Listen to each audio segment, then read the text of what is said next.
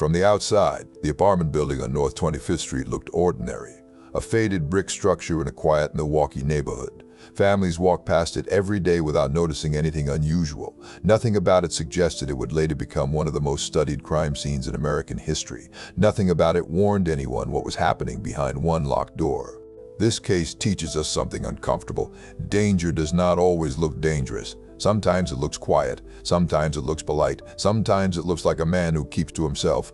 The man who lived there rarely caused trouble. Neighbors described him as shy and awkward. He spoke softly, he avoided eye contact, he kept odd hours, but he always paid his rent on time.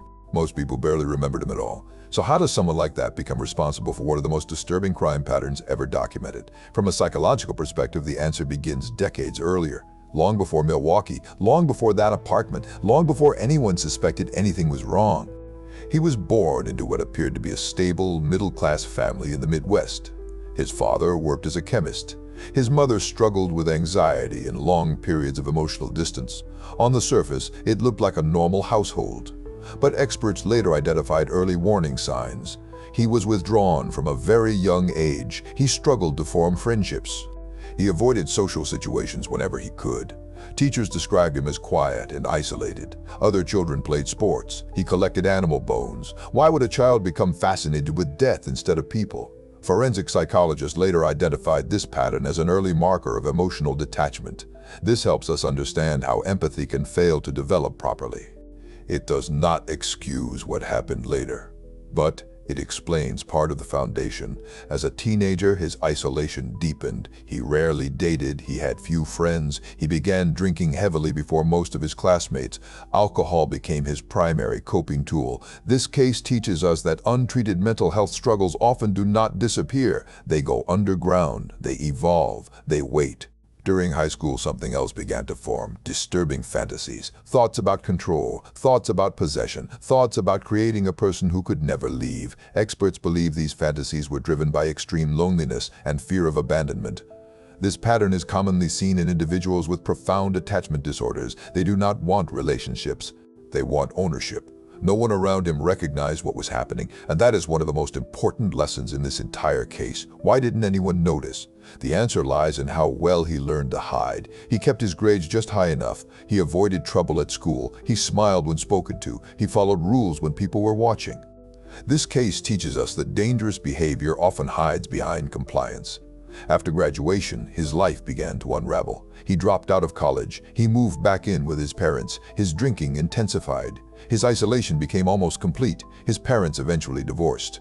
He drifted between relatives. He struggled to hold a job. He had no close relationships. Experts later identified this period as a psychological collapse phase. The structure around him was disappearing. The internal control mechanisms were failing. And then something irreversible happened. He crossed a line. What exactly happened during that first incident would not become public until years later, but investigators would eventually identify it as the beginning of a long pattern. A pattern that would escalate in both frequency and severity. From a criminal psychology perspective, this moment is critical. It marks the transition from fantasy to action. Once that barrier is crossed, the internal restraints weaken dramatically. This pattern is commonly seen in violent offenders. The first offense creates psychological permission for the next one. After that incident, he did not stop. He paused, he moved, he hid, he joined the military, he was stationed overseas, he continued drinking heavily, he continued living in isolation. When he was discharged, he returned to the Midwest. He drifted again, he worked low-skilled jobs, he lived alone, he avoided long-term relationships. On the surface, nothing looked alarming. But beneath that surface, the fantasies were intensifying. The desire for control was deepening. The internal restraints were dissolving. Experts later identified this stage as fantasy reinforcement. Each violent thought strengthened the next one. Each imagined scenario made real action feel more possible. This helps us understand why intervention timing matters so much. The earlier the interruption, the greater the chance of prevention. Eventually, he moved to Milwaukee. He found a small apartment. He lived alone. He kept to a strict routine. He always locked his door. He avoided neighbors. He rarely invited anyone inside. Remember that detail. He always locked his door. Friends would later say he was obsessed with privacy. He did not like anyone touching his things. He did not like unexpected visits. From a psychological perspective, this obsession with control is highly significant. It reflects a deep fear of exposure. It also reflects a desire for total dominance over his environment. And then, something shifted. He began meeting men at bars. He began inviting them back to his apartment. He offered them alcohol. He offered them money for photos. What they did not know was that they were stepping into a carefully constructed trap. This case teaches us that predators often build environments that feel safe. They rely on trust. They rely on social norms. They rely on politeness. No one who walked into that apartment thought it would be the last place they ever entered. Why would they? Nothing about him looked threatening. Nothing about the building looked suspicious. Nothing about the situation raised obvious alarms. And that is exactly why it worked. What happened next would unfold slowly, quietly, behind one locked door. By the time anyone realized what was happening, it was already far too late. And that is where the real story begins. The first confirmed tragic death did not happen in Milwaukee. It happened years earlier, but Milwaukee is where the pattern fully emerged. From a psychological perspective, this is important. Offenders rarely begin where they are eventually discovered. They test boundaries first. They learn what they can get away with. Then they escalate. When he arrived in Milwaukee, he already carried a secret history. A history no one around him knew. A history that had taught him something dangerous. He had learned that silence protected him. This case teaches us that secrecy is not just a tool for concealment. It becomes reinforcement. Every time someone avoids consequences, the behavior feels safer to repeat. He moved into a small apartment. It was in a modest building. It was close to downtown. It was close to bars and clubs. From a criminal psychology perspective, location choice matters. Predators often select areas that provide access to vulnerable populations. They also choose places where movement in and out will not draw attention. He decorated the apartment sparsely. A couch, a television, a small dining table, a bedroom with a heavy door. Remember that door. He always locked it. He began going to bars that catered to men. He kept his approach simple. He was polite. He was soft-spoken. He did not appear threatening. Experts later identified this as predatory camouflage. The goal is to look harmless. The goal is to appear socially awkward instead of dangerous. He would strike up conversations. He would offer drinks. He would offer money for photos. From a psychological perspective, this tactic served two purposes. It created consent on the surface. It created plausible deniability later. Several men accepted his offers. Most left without incident. And then one night, someone did not leave. What happened inside that apartment was not witnessed. But investigators later reconstructed the sequence. He offered a drink. He added a substance to it. The man lost consciousness. This case teaches us about chemical submission. It is a method used to remove resistance without physical struggle. It also reduces the chance of noise or visible injury. While the man was unconscious, he restrained him. He harmed him. He ended his life. The details are deeply disturbing. They are also unnecessary to describe. What matters is the psychological shift. He had done it again, and again there were no consequences.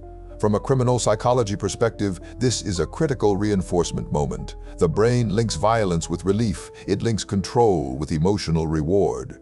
He dismembered the body. He disposed of the remains in trash bags. He spread them across multiple locations. This case teaches us about offender forensics awareness. Even without formal training, offenders learn from trial and error.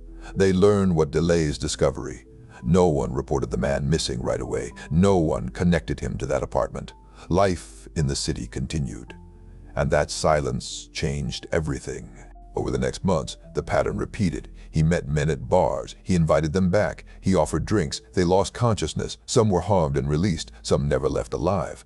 From a forensic psychology perspective, this escalation is predictable. Early offenses build confidence. Confidence reduces internal restraint. He kept trophies, photographs, personal items.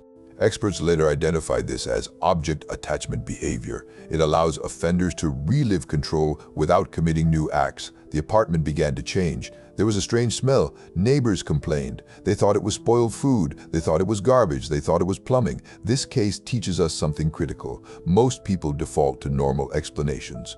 Our brains resist abnormal conclusions. He told neighbors the smell came from meat. He said his freezer had failed. He said he had thrown away spoiled food, and people accepted it. Why? Because confrontation feels uncomfortable, because accusing someone feels rude, because evil rarely looks obvious. From a psychological perspective, social politeness protects predators. Then came the first major warning sign.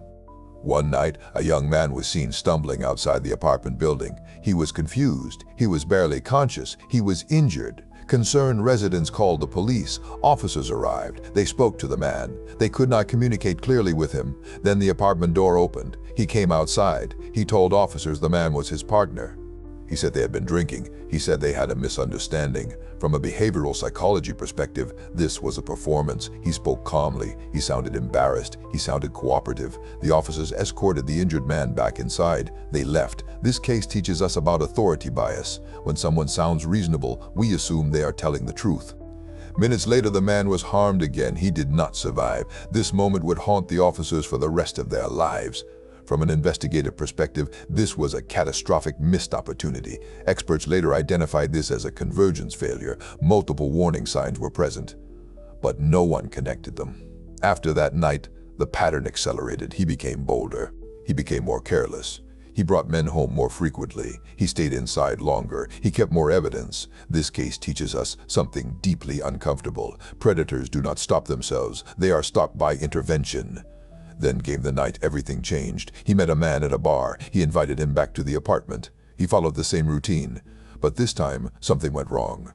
The man regained consciousness. He broke free. He ran. He fled into the street wearing hand restraints. 2 women saw him. They called for help. Police arrived again, and this time, the story collapsed. The officers followed the man back to the apartment. Inside, they saw photographs. They saw evidence. They opened the refrigerator. What they found would rewrite the entire investigation. This is where things get complicated, because what they discovered did not just reveal one crime, it revealed a pattern, it revealed a timeline, it revealed a man who had been hiding in plain sight. From a criminal psychology perspective, this moment is known as the exposure point. It is when the offender's internal fantasy world collides with reality. Everything he had hidden was now visible. Everything he had done was about to come out. And the most disturbing part?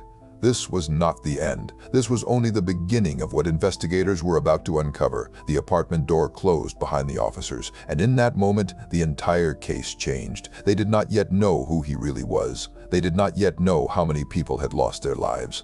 But they knew something was very wrong. Inside the apartment, the air felt heavy. There was a strong, unnatural smell. It was not just spoiled food. One officer noticed a set of photographs on a small table. They were Polaroids. He picked one up, and then he froze.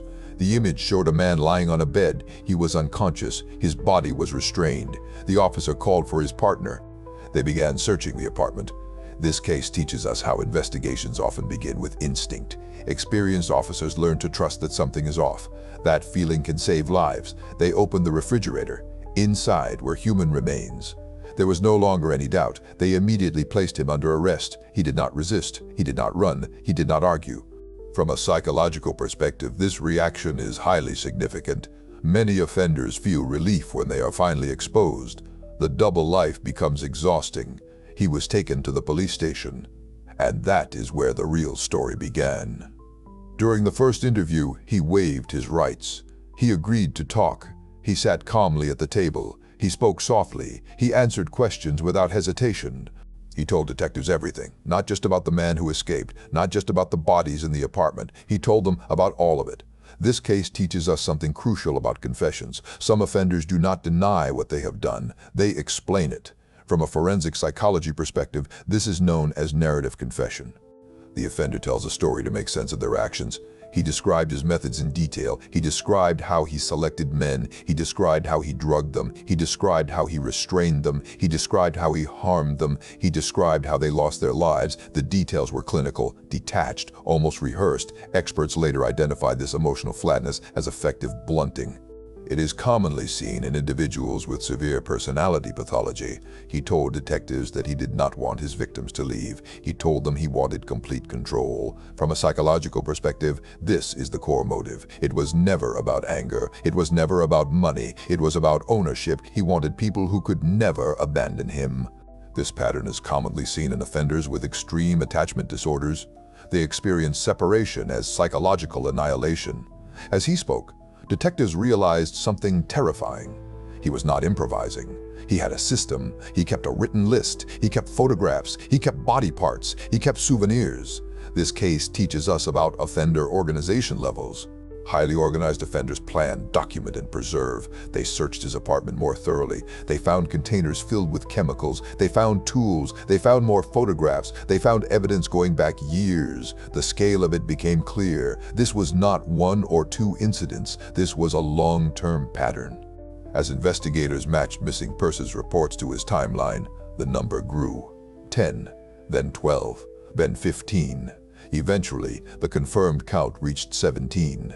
17 men and boys. From a psychological perspective, large numbers create emotional distancing. But each number represents a human life, a son, a brother, a friend, families who would never see them again. This case teaches us why victim-centered framing matters. He was transferred to a mental health facility for evaluation. The court needed to know if he was legally sane.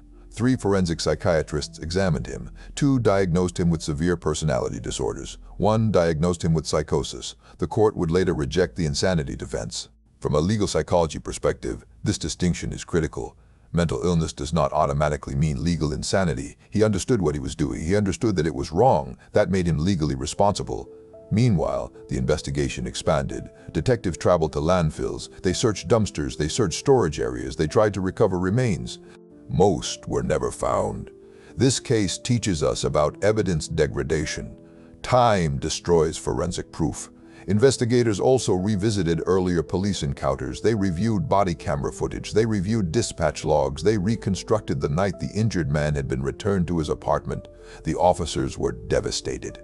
From a systemic psychology perspective, this revealed institutional blind spots, bias, complacency, failure to intervene. It was not one mistake. It was a chain of small ones. He continued talking. He gave full timelines. He gave addresses. He gave names. He corrected detectives when they got details wrong. From a forensic psychology perspective, this behavior is known as compulsive truth-telling. Some offenders feel a need to unburden themselves. Others feel pride in their narrative. Experts later debated which one applied here. He told them he had tried to create living companions. He described drilling into skulls. He described injecting chemicals. He described attempts to control consciousness. These details revealed something deeply important. He was not just trying to end lives. He was trying to create permanent submission. From a psychological perspective, this is known as paraphilic coercive fantasy. It represents total dominance and total dependency. This case teaches us something chilling. For him, control was not enough. He wanted to erase free will. As the full scope emerged, the city was thrown into shock. News spread rapidly. People realized what had been happening in their neighborhood. Parents kept their children inside. Bar owners posted warnings. Fear replaced normal life. This case teaches us about community trauma. When violence is discovered locally, it shatters the illusion of safety. He was formally charged with multiple counts of intentional death. He pleaded not guilty by reason of insanity. The trial date was set, and that is where everything slowed down. Because now, the world wanted answers. Not just about what he had done, but why. From a psychological perspective, this is the most important question. What makes someone become this? What went wrong? What could have been done earlier? The final piece of the puzzle was about to be revealed, and it would force everyone to confront a truth they did not want to face. The trial began months later. By then, the entire country knew his name. News crews lined the courthouse steps. Families of the men who had lost their lives filled the courtroom benches, and everyone wanted the same thing. Answers. Not just about what had happened, but about why. He sat at the defense table wearing a suit. He looked small. He looked fragile. Nothing about him matched the horror of what he had done. From a psychological perspective, this disconnect is common. Our brains expect monsters to look like monsters, but most do not. The prosecution laid out the evidence: photographs, physical remains, confessions, missing persons timelines. The defense did not dispute that he had committed the acts. Instead, they argued that he was legally insane. 3 psychiatrists testified. 2 said he had severe personality disorders. They said he knew what he was doing. They said he understood it was wrong. 1 said he was psychotic. He said the acts were driven by uncontrollable impulses. The jury listened carefully. From a legal psychology perspective, this distinction matters. Legal insanity does not mean mental illness. It means inability to understand right from wrong at the time. After weeks of testimony, the jury reached a verdict: guilty on all counts. He was sentenced to life in prison, multiple life sentences, no possibility of parole. The courtroom was silent. Some families cried. Some stared at him without emotion. Justice, in a legal sense, had been served. But emotional closure is different. This case teaches us that verdicts do not heal grief. After sentencing, he was transferred to a maximum security prison. There, something unexpected happened. He began attending religious services. He asked to be baptized. He told counselors he was sorry. He told interviewers he accepted responsibility. From a psychological perspective, this behavior is complex. Some offenders seek redemption, some seek attention, some seek structure. Experts later debated his sincerity. No one could truly know his internal world. But something else changed too. He stopped denying his motives. He explained them. He said he had felt empty his entire life.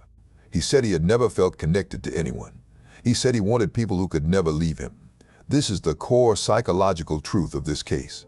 From a forensic psychology perspective, he displayed severe attachment pathology. Attachment pathology develops when early emotional needs are not met. It creates adults who fear abandonment above everything else. Instead of forming relationships, they seek control. Instead of intimacy, they seek possession. Instead of love, they seek dominance.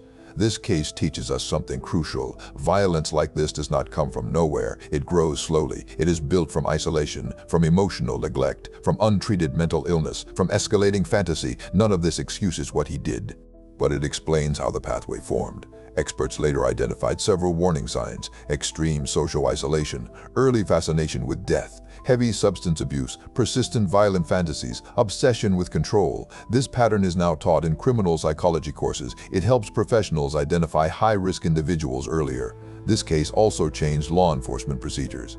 Police departments revised training on missing persons. They revised training on welfare checks. They revised how officers respond to injured individuals in domestic situations. The night that injured man was returned to his apartment became a case study. It revealed how politeness, bias, and assumption can kill. From a systemic perspective, this case exposed institutional failure. Not one failure, many. Neighbors who ignored warning signs, officers who trusted a calm explanation, systems that did not share information. This case teaches us that prevention is collective. No single person caused this. No single person could have stopped it, but earlier intervention might have saved lives. Then, 2 years into his sentence, everything ended abruptly. Another inmate attacked him in the prison gym. He was severely injured. He lost his life later that day. The news spread quickly. Some people celebrated. Some people felt uneasy. From a psychological perspective, both reactions are normal. But his death meant something important. There would never be a full accounting. There would never be deeper answers. The victims' families would never get more closure than they already had. And his internal world would remain partially unknown. What remains is the legacy of the case. 17 men and boys lost their lives. Their names are often overshadowed by his. That is a mistake. This case teaches us to center the people who were lost. They were sons, they were brothers, they were friends. They had futures. They mattered. From an educational perspective, this case now serves 3 purposes. First, it teaches us about the psychology of extreme control. Second, it teaches us about warning signs and escalation. Third, it teaches us about systemic failure. It reminds us that danger rarely arrives loudly. It arrives quietly. It blends in. It waits for politeness to protect it. So what can we learn from this? This case teaches us that isolation is not harmless. It teaches us that untreated mental illness can become lethal. It teaches us that fantasy, when reinforced, becomes action. It teaches us that early intervention saves lives. And it teaches us that listening to instinct matters. When something feels wrong, it often is. The man who lived behind that locked door is gone, but the lessons remain. And if those lessons prevent even one future tragedy, then the story of what happened in that apartment will still matter.